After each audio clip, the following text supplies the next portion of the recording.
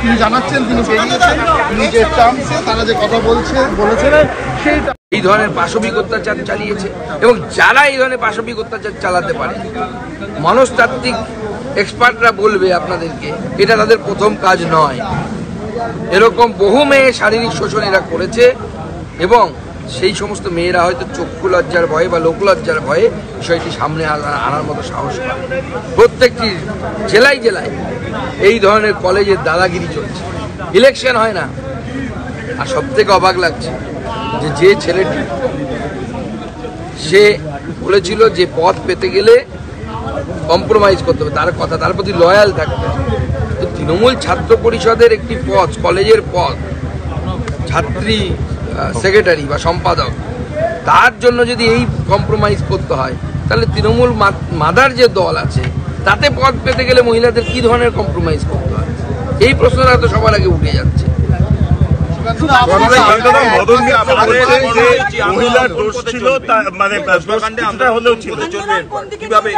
ভারতীয় জনতা পার্টি আজকেও আন্দোলন করবে। আজকে আমাদের মহিলারা জেলায় জেলায় মশাল মিছিল করবে, থানা ঘেরাও হবে।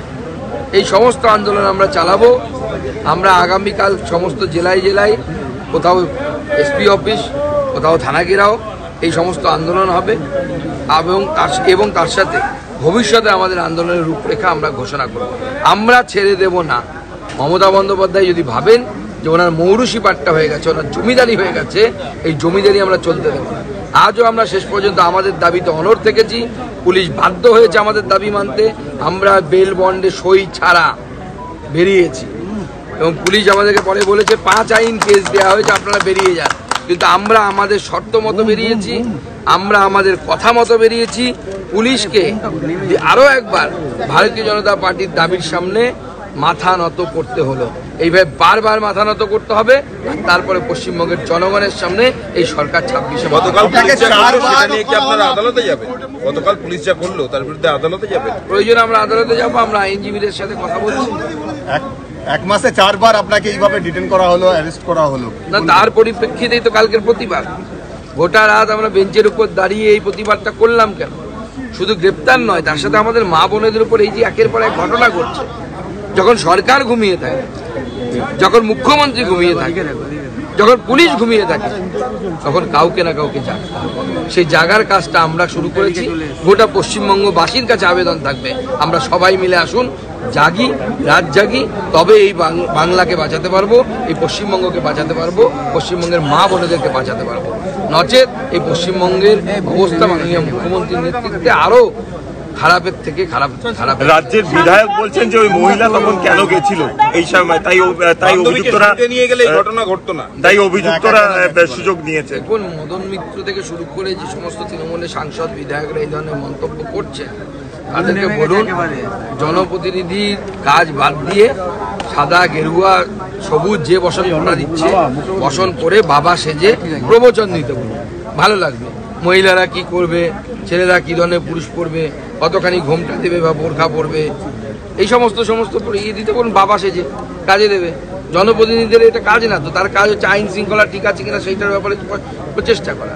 মেয়েটি বান্ধবী নিয়ে কলেজে যাবে না যাবে তাই হয় নাকি? মদন মিত্রের বাড়ির মহিলারা সবসময় কি বান্ধবী নিয়ে ঘুরে বেড়ান নাকি?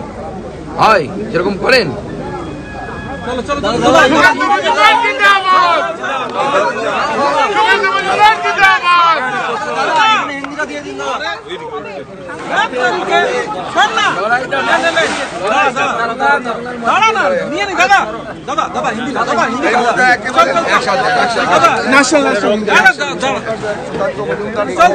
लाल बाजार में गिरफ्तार, क्या कहेंगे?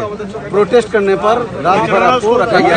प्रोटेस्ट करने पर हमें जिस तरीके से गिरफ्तार किया गया, उसके बाद पुलिस हमें छोड़ने के लिए बोली थे, बेल बॉन्ड पर साइन कर, हमने इसका विरोध किया और पूरी रात लाल बाजार में हमने बिना साइन किए हमने रात वहाँ पे रहा। और हमारे साथ 32 कार्यकर्ता भारतीय जनता पार्टी के वो भी पूरी रात लाल बाजार में रहे। और जब सरकार सोती है, जब पुलिस सोती है, तो किसी ना किसी को जागना पड़ता है। वो जगने का काम भारतीय जनता पार्टी ने शुरू किया है। हमारा निवेदन है पश्चिम बंगाल की माँ बहनों से, पश्चिम बंगाल की आम नागरिक से, हम पूरी रात ऐसे ही जागने की जरूरत आ पड़ी है बंगाल को बचाने। दादा एक मदन मित्रा कह रहे हैं एक मंथ की महिला को वहाँ पर नहीं जाना चाहिए। एक मंथ में 4 बार गिरफ्तार करे, 10 बार गिरफ्तार करे।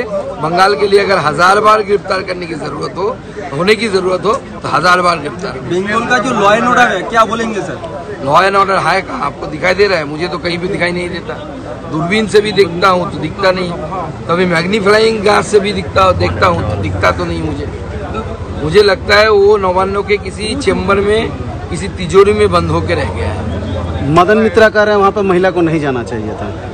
मदन मित्र तय कर देंगे क्या ये कहाँ किसी को जाना चाहिए, कहाँ किसी को नहीं जाना चाहिए। ये आदमी, ये ऐसे जो आदमी मानसिकता के आदमी है, वो तो 1000 साल पहले इनको जन्म लेना चाहिए था। गलत समय पे आ गए टाइम मशीन से, फिर से टाइम मशीन ढूंढ के उनको वहाँ पे भेजना पड़ेगा। कल्याण बनर्जी कह रहे हैं कि कुछ पुरुष हैं जो इस तरह के काम करते हैं। देखिए, कल्याण बनर्जी की बात जितना कम करे उतनी अच्छा है। पार्टी उनको डिजोन करती है, वो पार्टी के ऊपर पार्टी को डिजोन करती है। आपस में उन लोगों की खिंचाता नहीं है, इसलिए बीच बीच में ऐसे बोलते रहते हैं।